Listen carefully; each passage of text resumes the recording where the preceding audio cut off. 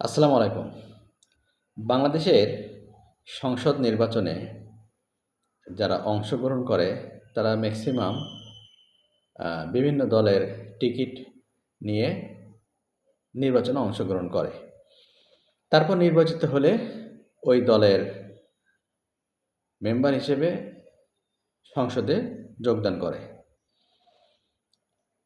এই সকল সংসদ সদস্যদেরকে বলা হয় জনপ্রতিনিধি। কিন্তু একটা জিনিস খেয়াল করেছেন কি, যে সংসদে গিয়ে তারা জনগণের কথা বলে নাকি দলের আনুগত্য করে কথা বলে? তারা কি দলের সিদ্ধান্তের বাইরে গিয়ে জনগণের পক্ষে কথা বলতে পারে? উত্তর না। এটা বাংলাদেশের সংবিধানে হয়তো লেখা আছে যে যারা যে দলের ম্যান্ডেট নিয়ে সংসদ সদস্য নির্বাচিত হবে তারা সেই দলের আনুগত্য করবে, অর্থাৎ তারা সেই দলের এগেনস্টে ভোট দিতে পারবে না।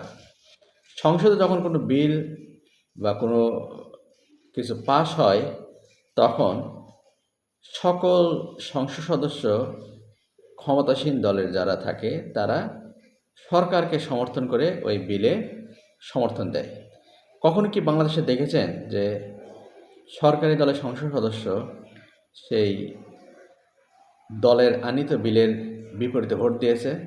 না, দেখেননি। তাহলে তারা কিভাবে নিজেদেরকে জনপ্রতিনিধি হিসেবে পরিচয় দিতে পারে? তাদের পরিচয় হওয়া উচিত যে তারা হচ্ছে দলপ্রতিনিধি, অর্থাৎ তারা দলকে প্রতিনিধিত্ব করে এবং সংসদে গিয়ে তারা দলেরই আনুগত্য করে।